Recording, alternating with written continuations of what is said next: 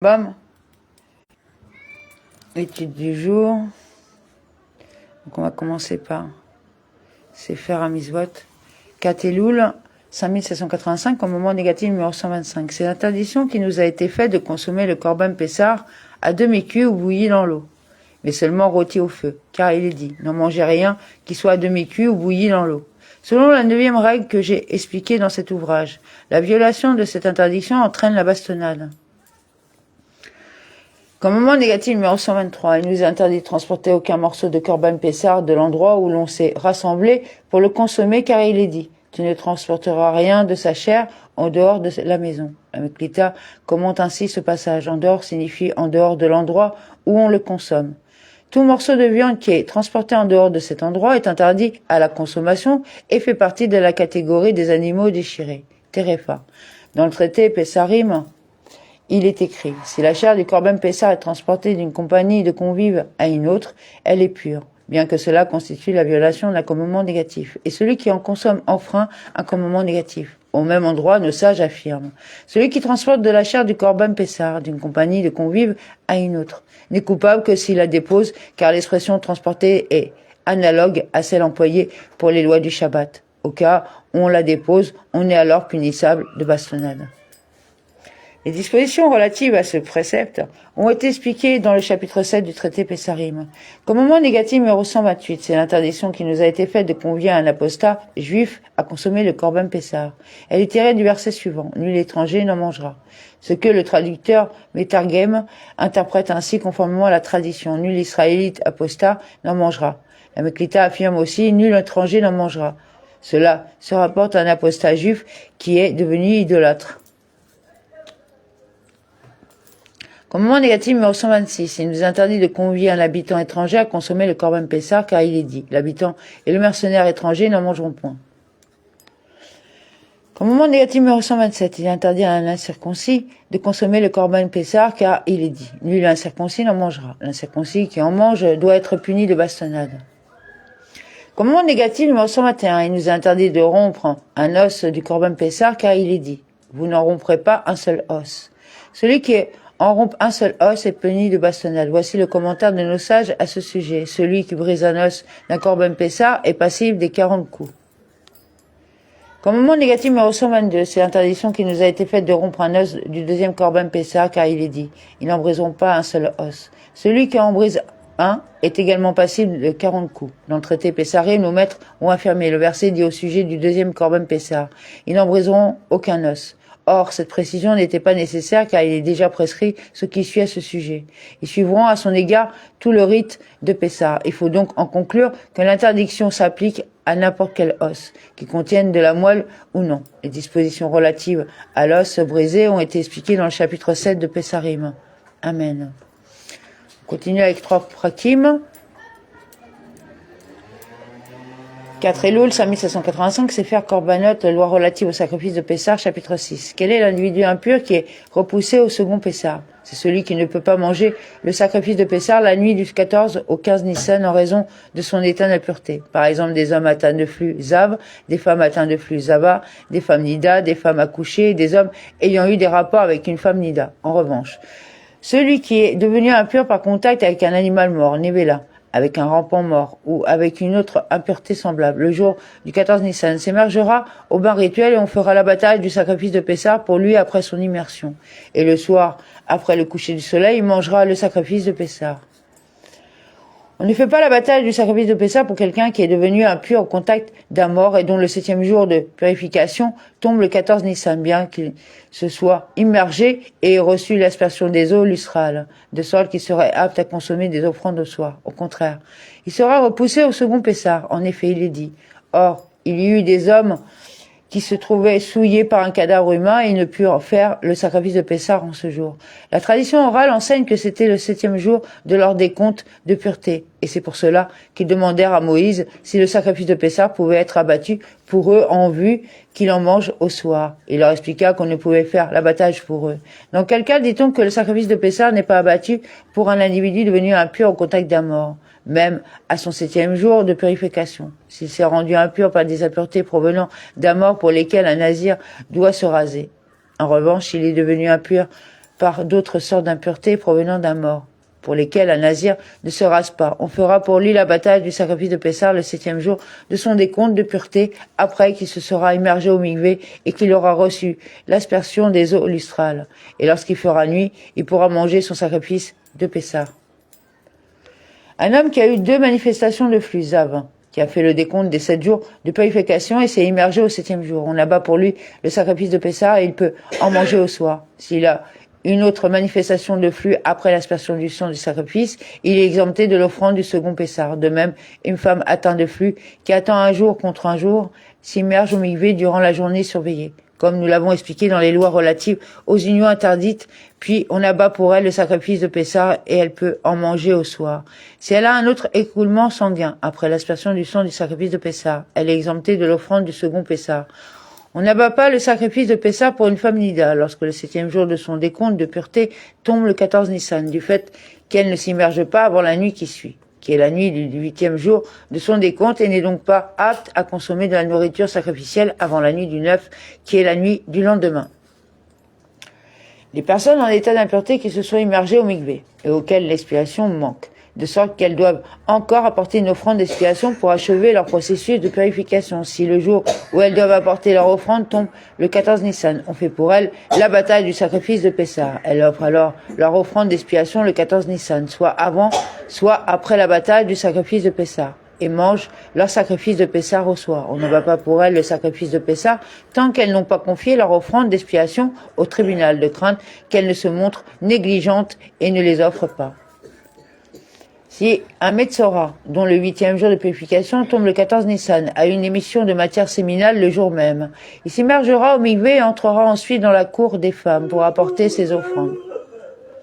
Bien que celui qui a fait son immersion de purification au mikvé dans la journée n'ait pas le droit d'entrer dans la cour des femmes, étant donné que l'interdiction d'y entrer est d'ordre rabbinique, comme nous l'avons expliqué dans les lois relatives à l'entrée dans le temple, et que ce jour est celui de l'offrande du sacrifice de Pessah en son temps. Le commandement positif d'apporter le sacrifice de Pessah, dont l'inobservance entraîne la peine de retranchement, repousse l'interdit rabbinique.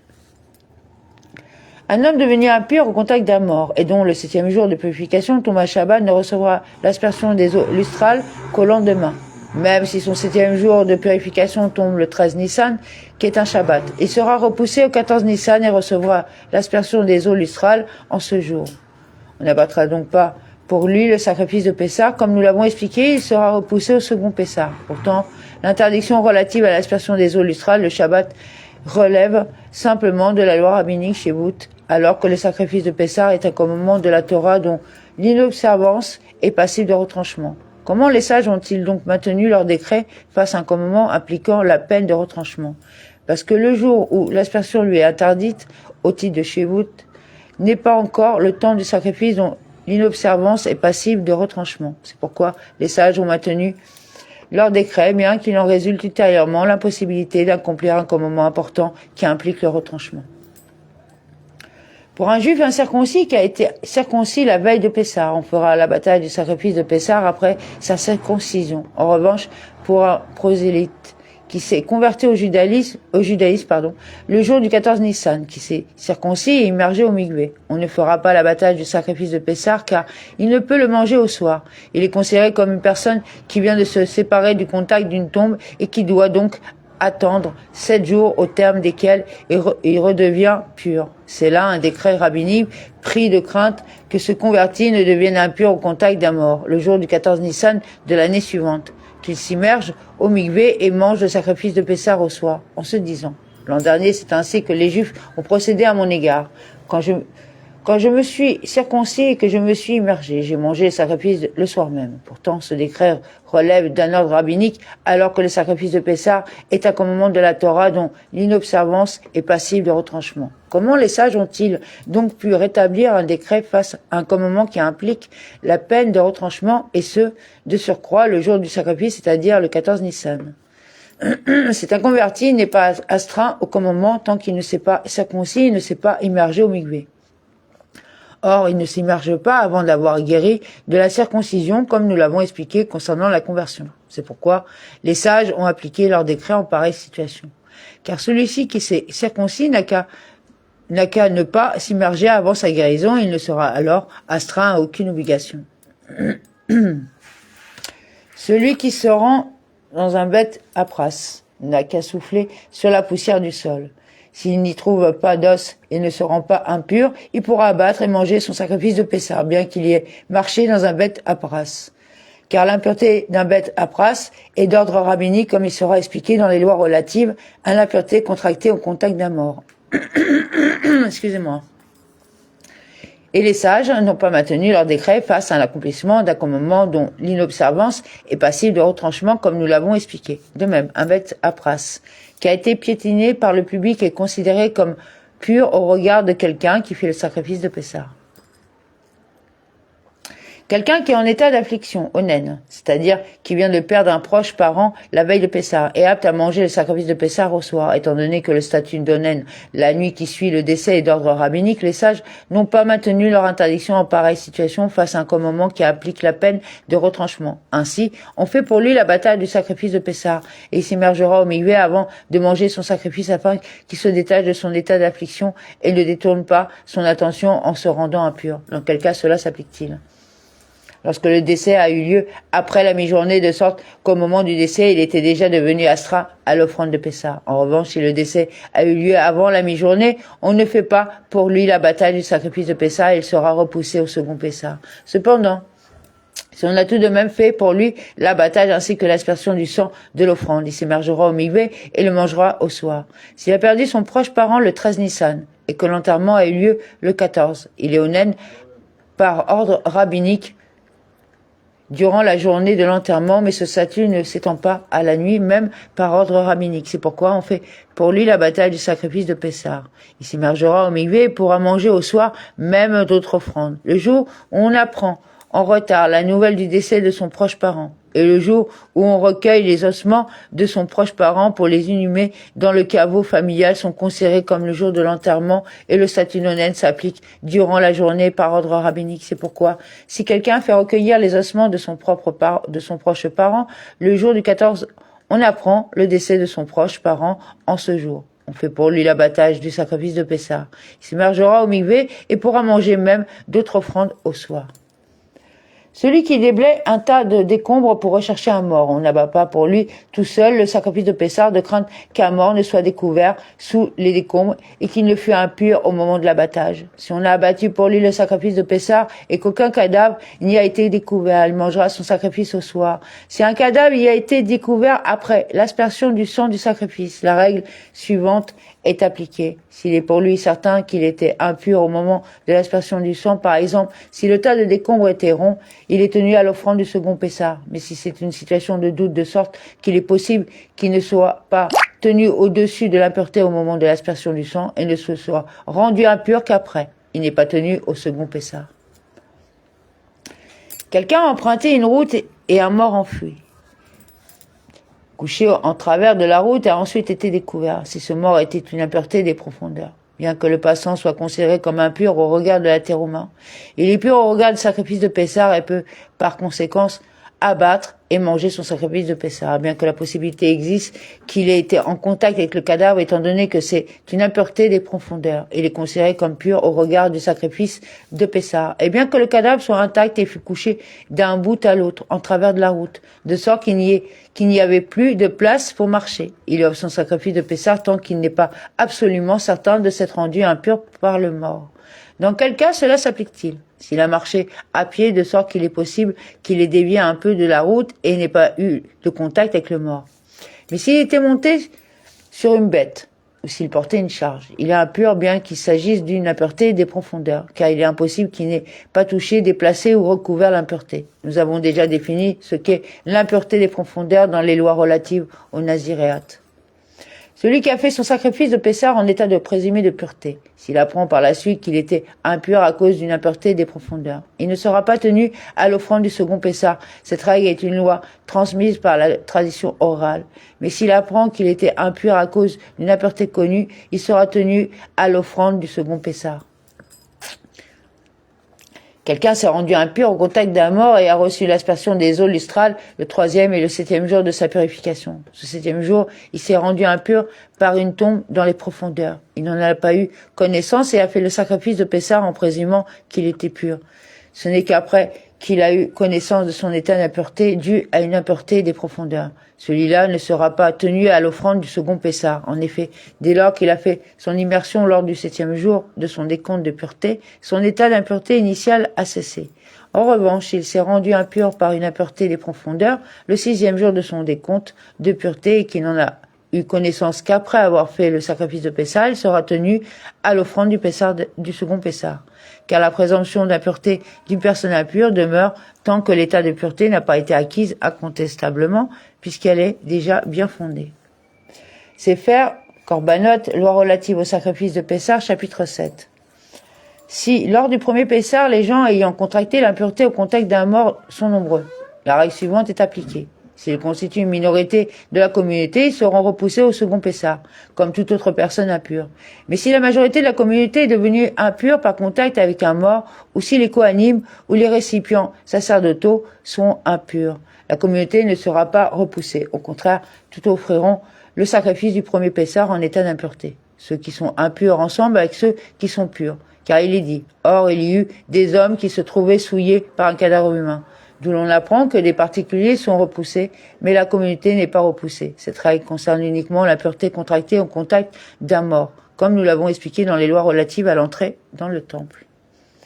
Si la communauté est pour moitié pure et pour moitié impure, en raison d'un contact avec un mort, tous feront l'offrande du premier Pessah, mais les purs feront séparément leur sacrifice en état de pureté, alors que les impurs feront séparément leur sacrifice en état d'impureté et le mangeront en état d'impureté. Et si ceux qui sont devenus impurs en raison d'un contact avec un mort dépassent le nombre de ceux qui sont purs, même d'une seule personne, tous le feront en état d'impureté.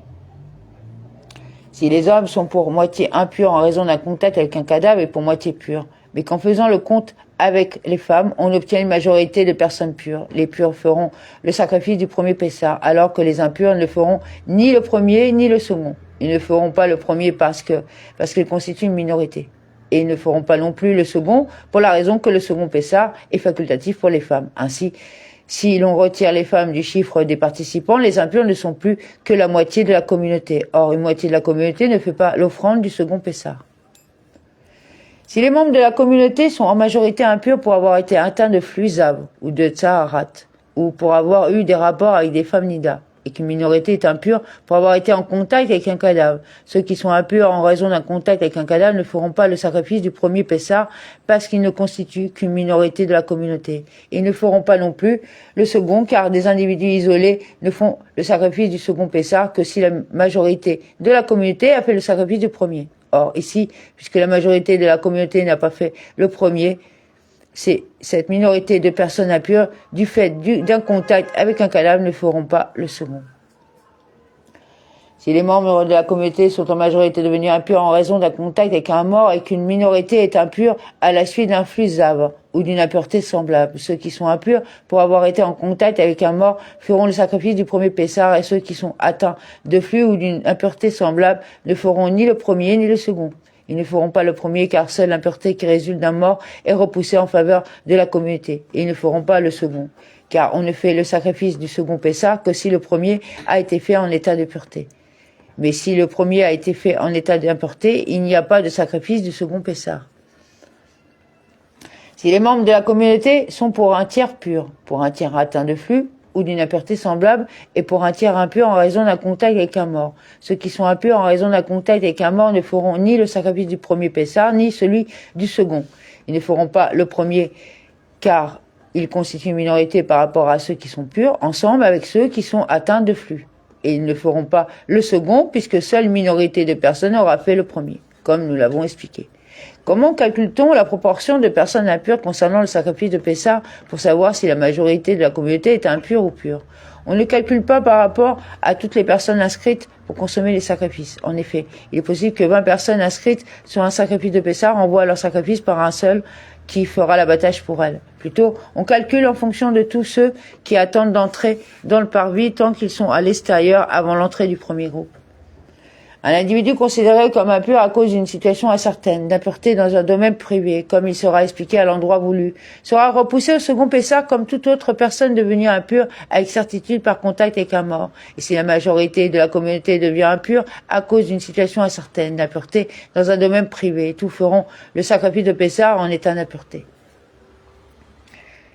Un sacrifice de Pessah que l'on a offert en état d'impureté pourra aussi être consommé en état d'impureté car initialement il n'est offert que pour être consommé. Il n'est toutefois pas donné à la consommation de toute personne impure mais uniquement à la consommation de ceux qui sont impurs en raison d'un contact avec un mort, pour lesquels cette impureté a été repoussée et autres personnes semblables devenues impures en raison d'un contact avec une impureté. En revanche, les personnes impures en raison d'une impureté provenant de leur corps, à savoir les hommes atteints de flux, Zab, les femmes atteintes de flux, Zaba, les femmes Nida et les femmes accouchées et les personnes atteintes de Tsaharat n'en mangeront pas. Mais s'ils en ont mangé, ils sont exempts. En effet, les sages ont appris par tradition orale que s'il s'agit d'un sacrifice consommé uniquement par des personnes pures, on est passible de retranchement pour l'avoir mangé en état d'impureté.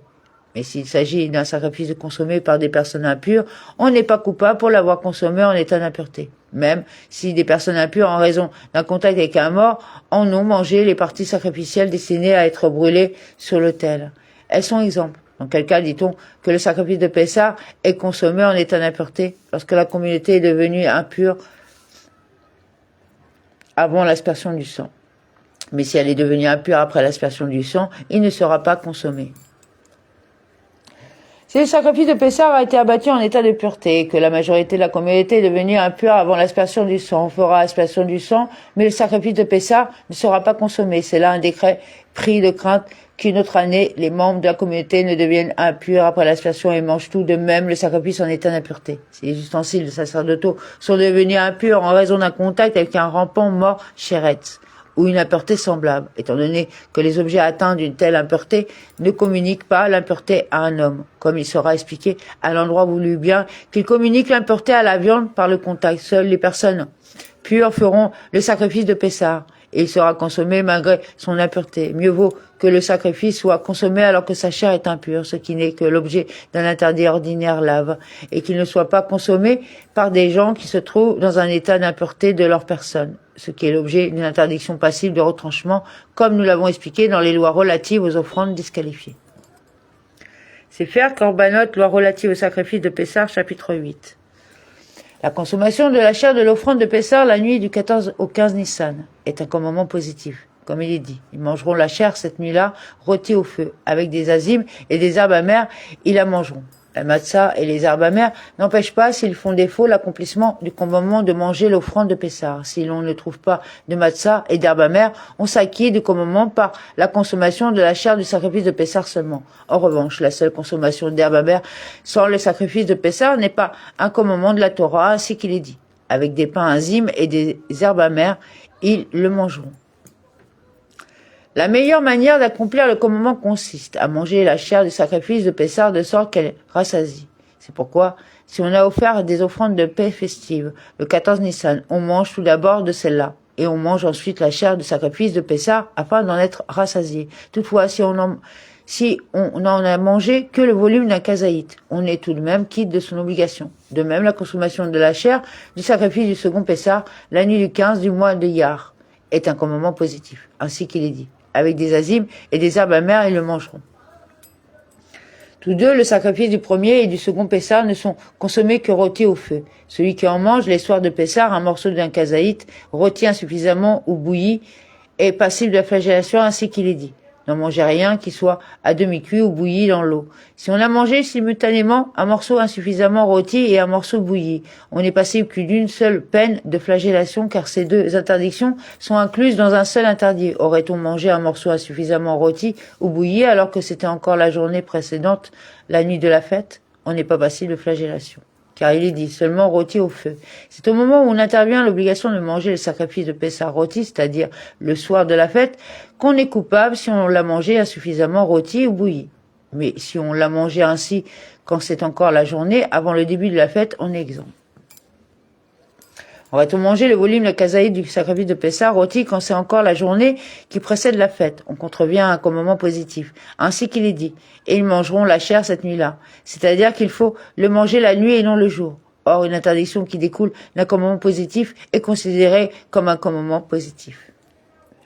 La chair à demi cuite, qui fait l'objet d'un interdit de la Torah, et la chair qui a commencé à subir l'action du feu et a été légèrement rôtie, mais n'est pas encore propre à la consommation de l'homme. Toutefois, si on a mangé de la chair totalement crue, on n'est pas passible de flagellation, mais l'on contrevient à un commandement positif ainsi qu'il est dit, rôti au feu, ce qui indique que ce qui n'est pas rôti est interdit. Aurait-on mangé de la chair totalement rôtie au point d'avoir été calciné? On est exempt. La viande bouillie, qui fait l'objet de l'interdit de la Torah, est aussi bien celle qui a été bouillie dans l'eau que celle qui a été bouillie dans d'autres liquides ou dans du jus de fruits. Car il est dit cuit, cuit, cuit, cuit. La répétition élargit l'interdiction de bouillir à tous les liquides. Si on l'a rôti et ensuite bouilli, ou si on l'a bouilli et ensuite rôti, ou si on l'a rôti dans une marmite sans eau ni autre liquide et qu'on l'a mangé ainsi, on est passible de la flagellation. En revanche, il est permis d'arroser la viande de vin, d'huile, de miel, d'autres liquides ou de jus de fruits, pendant qu'elle rôtit, à l'exception de l'eau. Et il est permis de tremper la viande dans des liquides ou du jus de fruits après qu'elle a été rôtie. On ne fait pas rôtir le sacrifice de Pessah au-dessus d'un ustensile en pierre ou en métal, ainsi qu'il est dit, rôti au feu, et non rôti du fait d'autre chose. C'est pourquoi, s'il s'agit d'un ustensile avec des perforations permettant que l'agneau soit soumis à l'action directe du feu, on peut le faire rôtir au-dessus d'un tel ustensile. On ne le fait pas rôtir en passant à travers de lui une broche en métal, car la totalité de la broche devient chaude et elle rôtit la chair à l'intérieur. Donc il faut que ça soit rôti à l'extérieur, mais pas à l'intérieur. Non, il ne faut pas que ça soit plus cuit à l'intérieur qu'à l'extérieur. C'est surtout ça. D'ailleurs, le Rambam, c'est vous les rois de la blague. Hein. Ils ont dit comme quoi il y avait une répétition cuit. T'es cuit. Ça fait cuit. Non mais il y avait déjà de l'humour à l'époque. Oui, pour la volaille. Ouais.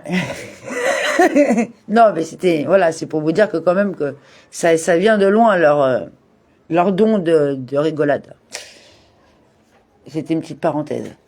Alors, si on a chauffé un four, qu'on en a enlevé le feu et qu'on y a suspendu l'agneau qui a rôti sous l'action de la chaleur du four, il est interdit d'en manger car il n'est pas rôti au feu. Si on a fait des entailles dans l'agneau et qu'on l'a fait rôtir sur des charbons ardents, il est considéré comme rôti au feu. Si on l'a fait rôtir en utilisant de la chaux vive ou une autre variété de chaux ou en utilisant les eaux thermales de Tibériade, il est interdit d'en manger car il n'est pas considéré comme rôti au feu. Comment le fait-on rôtir? On passe une broche en bois au travers de sa bouche, jusqu'à son rectum, et on le suspend dans le four avec le feu en dessous. On suspend sur la broche les pattes et les entrailles de l'animal à l'extérieur de la carcasse.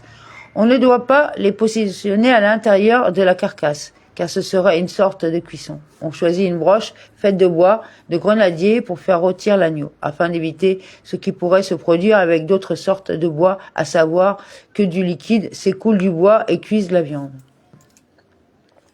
Si la chair est entrée en contact avec la terre cuite, qui est le matériau de la surface du four, on enlèvera une fine couche de chair à cet endroit-là, parce que cette partie est considérée comme rôtie par la surface en terre cuite et non rôtie directement par le feu.